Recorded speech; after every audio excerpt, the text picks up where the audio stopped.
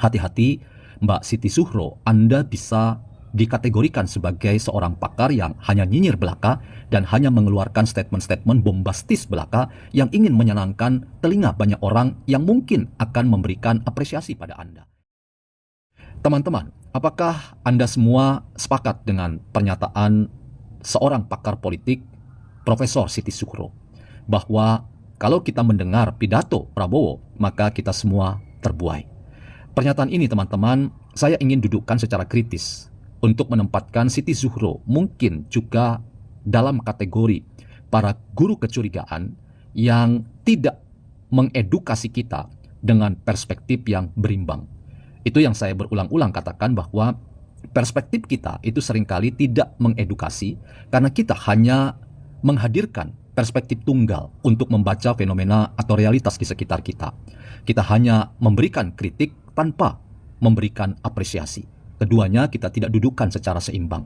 Sehingga kita bisa mengkategorikan Siti Zuhro itu sebagai guru kecurigaan yang nyinyir belaka. Teman-teman, pernyataan Siti Zuhro yang mengatakan bahwa Prabowo dan pidatonya itu seringkali membuai kita, sungguh membuat kita dilemahkan oleh pernyataan Siti Zuhro.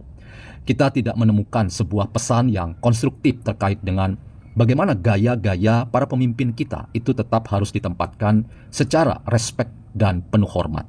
Tidak ada pemimpin yang sempurna, tidak ada pemimpin yang tidak ada kekurangan di sana-sini.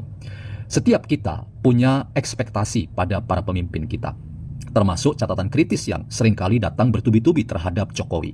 Ada orang yang sangat tidak menerima keberadaan Jokowi dan terus-menerus menyerang habis-habisan. Termasuk terakhir misalnya Amin Rais mengatakan proyek ugal-ugalan Jokowi untuk membangun ibu kota Nusantara itu adalah cerminan bahwa sekarang ini kegagalan sedang menerpa, dan karena itu IKN harus disebut sebagai rumah hantu atau kota hantu atau sarang hantu. Inilah contoh-contoh ketika kita hanya menggunakan perspektif tunggal, termasuk ketika Siti Zuhro mengatakan bahwa Prabowo dalam pidatonya seringkali membuai kita. Kita terbuai dengan nostalgia-nostalgia palsu, dan karena itu kita yang terbuai seringkali tidak menjejakkan di kaki yang ada di daratan ini. Mungkin kita ada di awang-awang, mungkin kita sedang dibuai untuk mengingat bahwa kita sesungguhnya adalah bangsa yang besar, bangsa yang penuh dengan prestasi, dan karena itu kita harus menjadi bangsa yang kemudian bisa menata diri untuk jangan sampai kita menjadi bangsa yang justru kehilangan kesempatan. Semuanya itu positif, tetapi ketika dikatakan kita terbuai dengan pidato Prabowo, itu sungguh membuat kita harus hati-hati menerima atau menelannya begitu saja. Saya sebagai orang yang seringkali mengamati pidato-pidato Prabowo tidak setuju dengan pandangan Profesor Siti Zuhro. Saya justru menemukan kekhasan dan keunikan tersendiri. Paling tidak pidato-pidato Prabowo itu datang dari sebuah pengalaman tertentu. Dan pengalaman tertentu itu harus kita katakan unik dan khas dan istimewa. Dan itu membedakan Prabowo dari presiden-presiden Indonesia yang lain. Setidaknya kita merujuk pada sosok yang bernama Jokowi. Jokowi punya style yang berbeda yang kita sudah pernah atau sering ikuti selama 2 periode ia memimpin kita. Dan ketika 100 hari ia memimpin kita dan kita mendapati ada berbagai macam pidato yang disampaikan oleh Prabowo, rasanya kalau kita katakan kita semua terbuai, itu adalah sebuah pandangan yang justru datang dari sebuah perspektif yang nyinyir belaka. Saya ingin katakan pandangan Siti Zuhro itu hanya datang dari satu perspektif yang berkali-kali saya katakan perspektif itu tunggal belaka.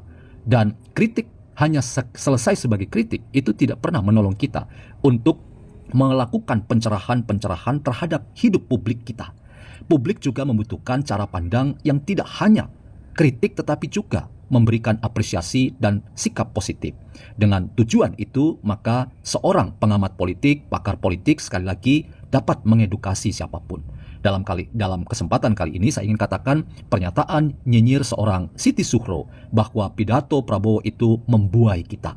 Itu sekaligus juga sebetulnya dekat-dekat bahwa Siti Zuhro ingin mengatakan bahwa pidato Pak Prabowo itu hanya membual saja. Membuai itu membuat kita menjadi orang yang ingin berhalusinasi dan hilang sejenak dari kenyataan hidup hari-hari. Justru apa yang disampaikan Prabowo dalam pidatonya itu membuat kita tahu bahwa masalah dan persoalan hidup di negara kita ini begitu kompleks, dan Prabowo ingin menantang kita semua. Mari hadapi kompleksitas masalah di Republik kita ini dengan gandeng tangan, tanpa harus melihat bahwa dan membanding-bandingkan bahwa ada orang yang sangat ideal dan ada orang yang harus dijadikan sebagai sasaran tembak untuk dikapitalisasi dalam semangat mencari kambing hitam, menyalah-nyalakan pihak satu atau pihak yang lain, dan itu semua akan membuat kita kehilangan kesempatan untuk bisa keluar dari berbagai macam tantangan-tantangan dalam hidup berbangsa dan bernegara kita. Hati-hati, Mbak Siti Zuhro, Anda bisa dikategorikan sebagai seorang pakar yang hanya nyinyir belaka dan hanya mengeluarkan statement-statement bombastis belaka yang ingin menyenangkan telinga banyak orang yang mungkin akan memberikan apresiasi pada Anda.